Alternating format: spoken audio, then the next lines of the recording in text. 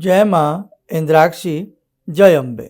इंद्राक्षी धाम में दर्शकों आप सभी का हम हार्दिक स्वागत करते हैं। आज के दिन जिन जातकों का जन्म दिवस है, मैरिज एनिवर्सरी है, उन सभी को हमारी तरफ से बहुत बहुत शुभकामनाएं।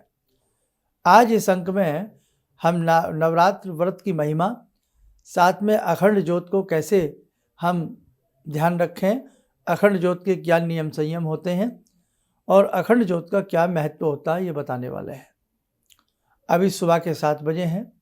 आज 28 मार्च हो चुकी है। कल का दिन मध्य है और परसों से नवरात्र, रविवार का प्रथम नवरात्र है।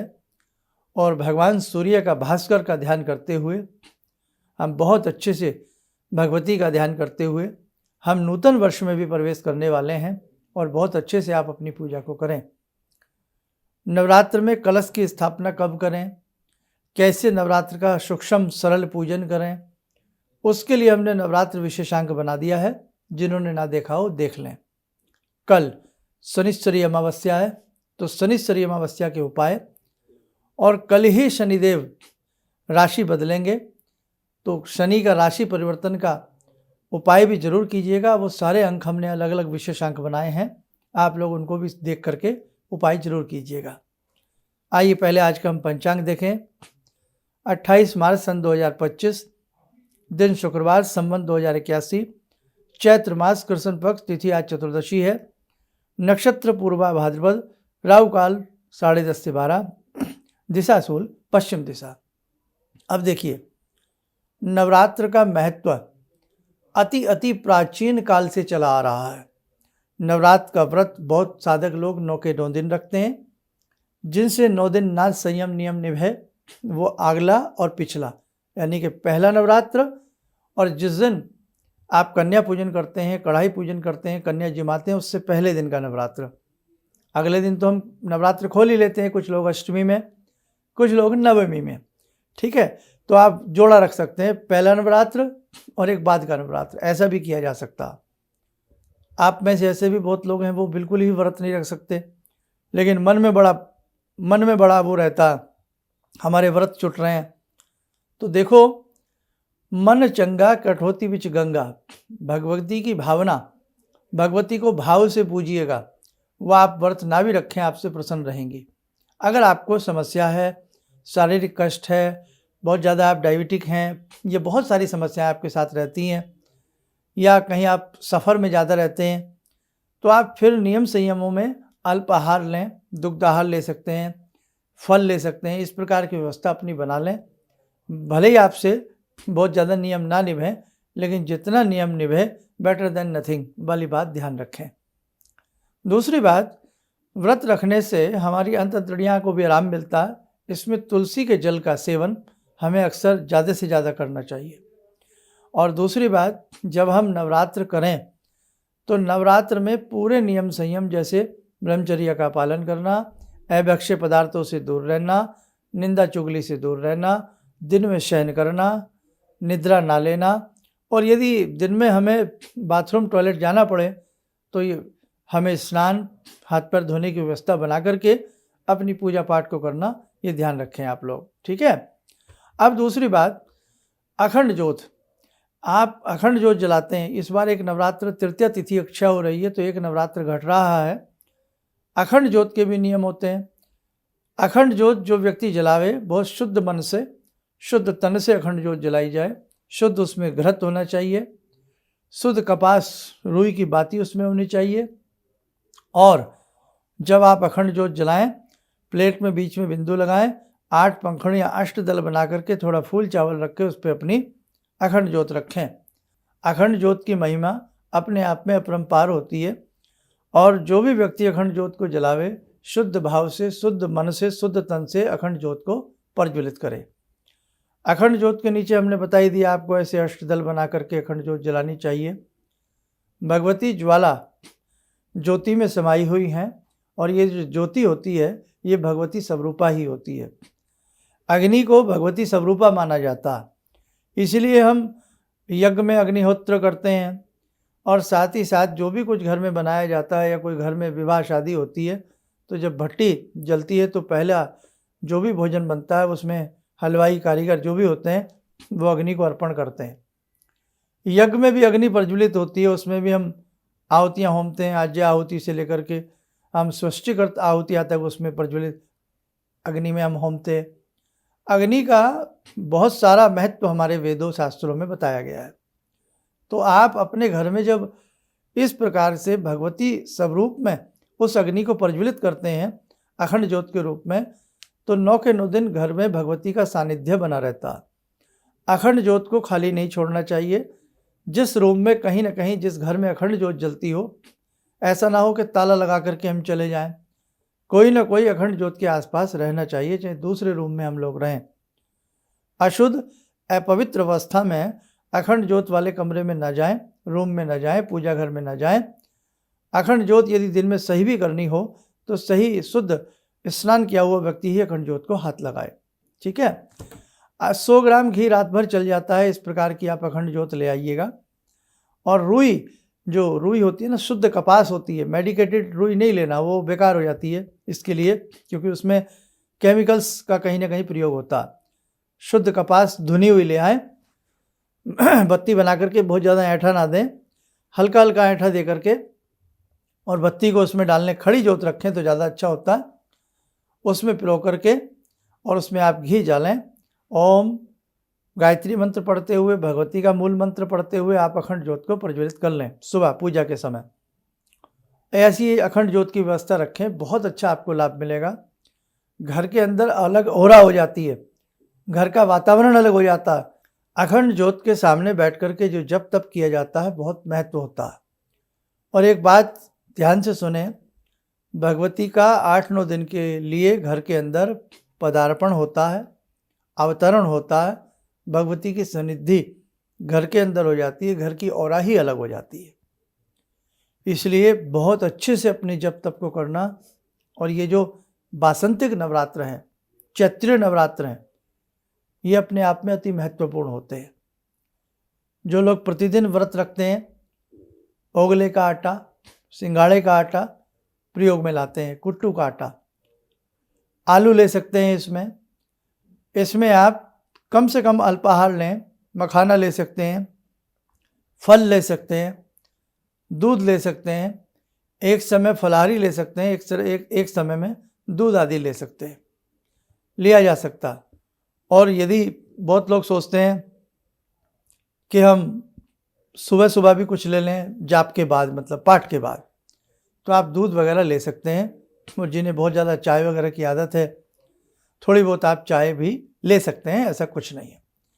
भाव अच्छे हों तो भाव से भगवान प्रकट होते हैं। भगवान श्री राम को जब मालूम हुआ कि रावण सीता को हर करके ले गया है, अब लंका को विजय करना है, रावण को पराजित करना है, और ये भी मालूम था कि रावण यज्ञ की कलाओं में भी परिपूर्ण है और बहुत बड़ा अपने आप में बहुत सारी विद्याओं का जानकार भी है। तो नारद मुनि के कहने पर भगवान श्री राम को भगवती का अनुष्ठान बताया गया कि हे श्री राम, आप जगत जननी का अनुष्ठान करें।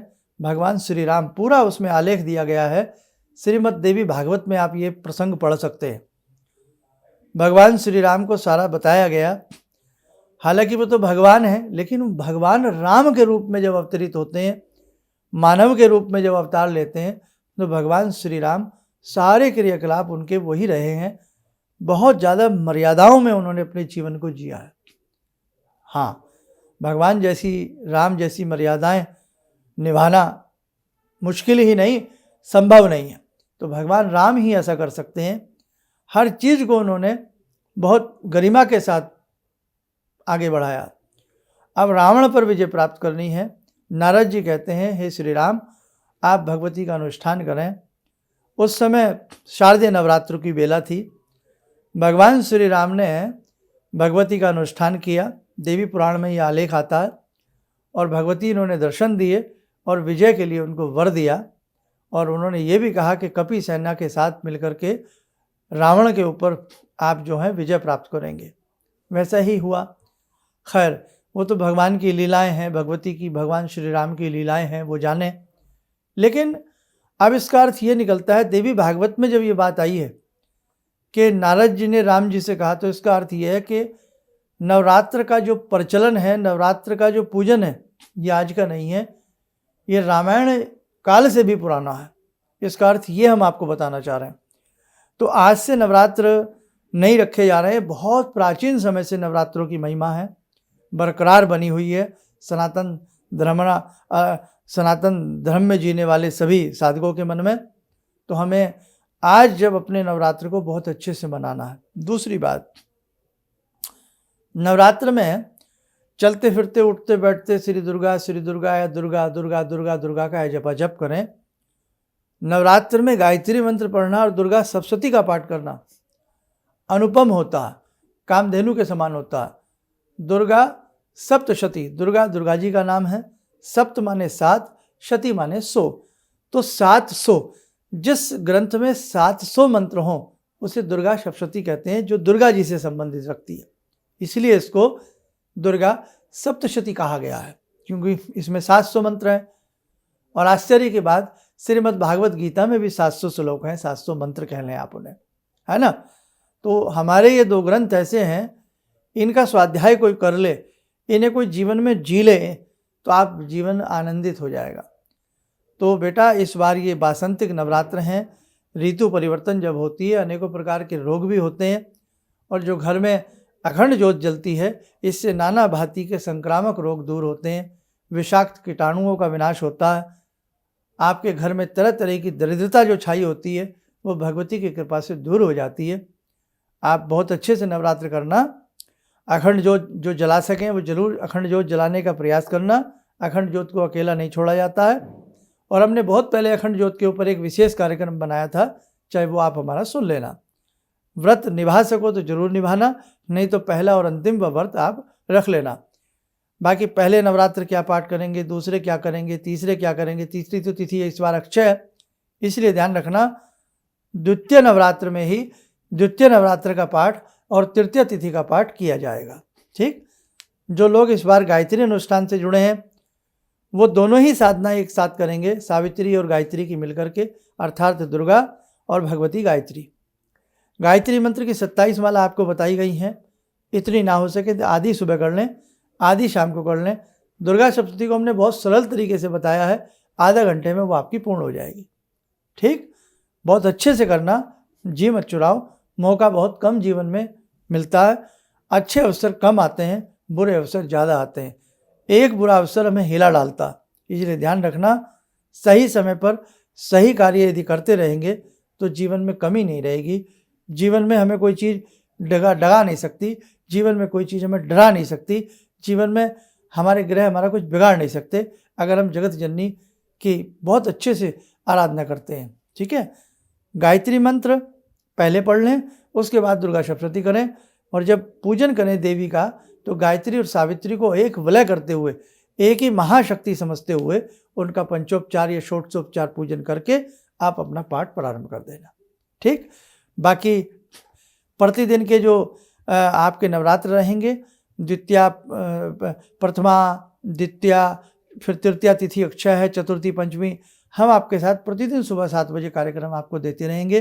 कुछ ना कुछ आपको नया नया बताते रहेंगे। आपके संग एक मित्र की तरह, आपके संग एक गाइड की तरह हम खड़े रहेंगे। आप चिंता मत करिए, बस बेटे कुछ करिए, किसी बेकार की बातों में मत आइए कि ज्योत के ऊपर फूल ऐसा बने तो ऐसा होता है, ऐसा बने तो ऐसा होता है। इन चक्करों में मत फंसिए। फूल देखोगे या पाठ करोगे? जैसा मर्जी फूल बने, बस पाठ पे ध्यान दीजिए। मन का फूल सुगंधित होना चाहिए, मन का फूल महकता होना चाहिए, और मन के जो पुष्प हैं, मन के जो सुमन हैं, वो भगवती को अर्पण अच्छे से करिए। बाकी ज्योत पे कैसा फूल बनता है ये तो भ्रामक तथ्य होते हैं, हमें भटकाने वाली बातें होती हैं। नारियल का मुंह ऐसा हो, नारियल का मुंह वैसा हो, इन चक्रों में मत पड़ना। भगवती की साधना पे ध्यान देना, साधना पे ध्यान देना, साधना पे ध्यान देना, अपने भाव पे ध्यान देना, अपने मन की सच्चाई पर ध्यान देना। बस ये समझना, मैं और मेरी जगत जननी मेरे सामने है, बस मैं भगवती का भजन कर रहा हूँ। ऐसे ऐसे भी लोग हैं ना, फूल चावल कुछ भी नहीं चढ़ाते, भाव से भगवती को समर्पण करते हैं और पूजा प्रारंभ हो जाती है, मानो भगवती उनके सामने उपस्थित हो जाती हैं।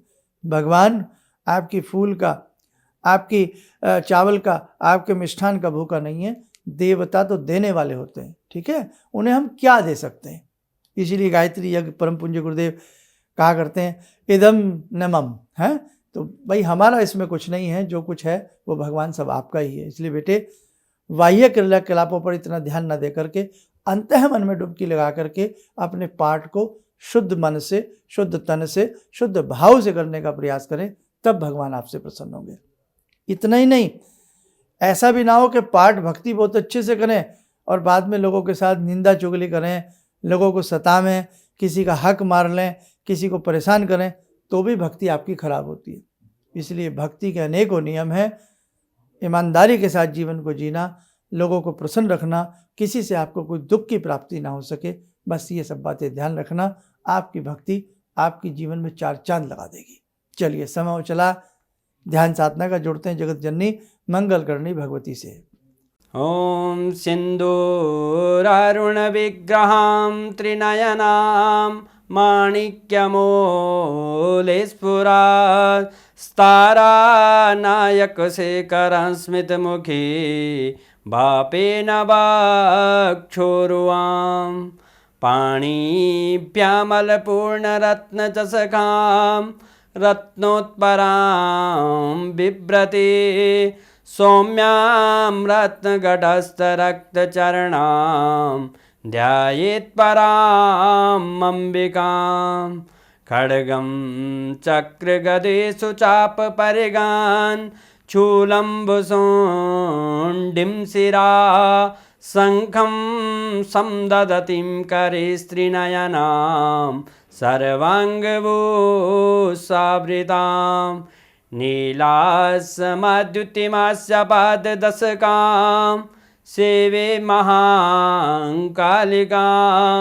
यामास्तो स्वपितैर्हरो कमलजो हन्तुं मधुं कैटवं विद्युद्दामसमप्रभां मृगपते स्कन्दस्थितां भीषणां कन्या विहकरवालखेटविलसा धस्ताविरासेवितां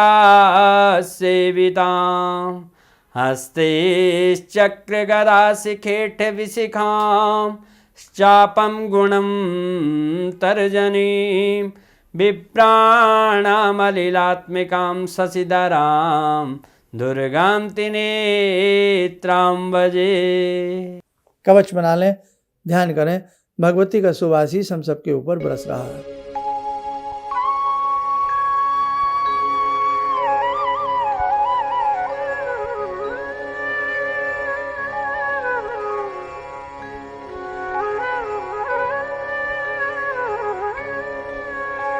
ओम बोलते हुए नेत्र खोलें, सामान्य हो जाए।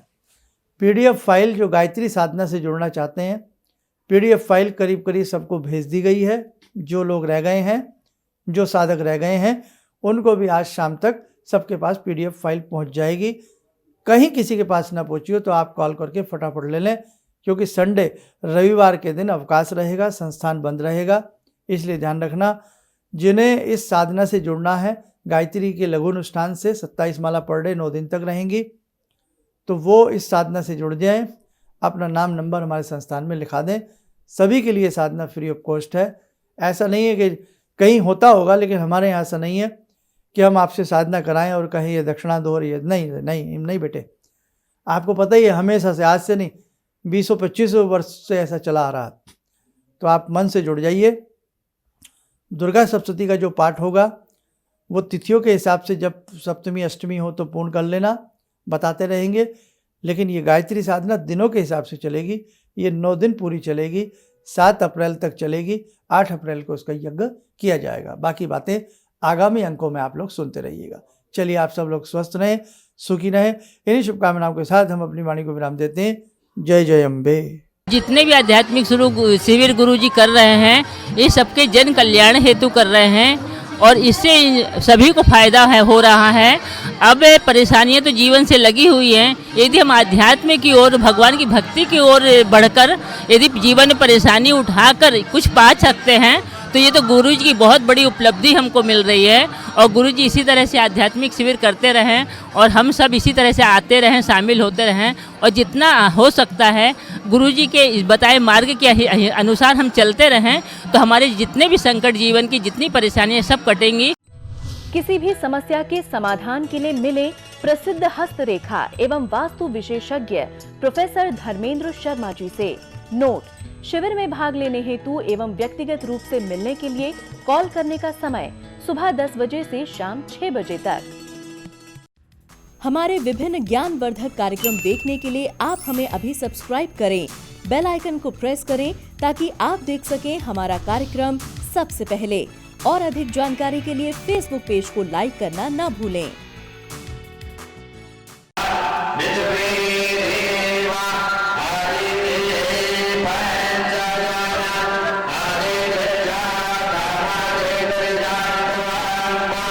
Yeah.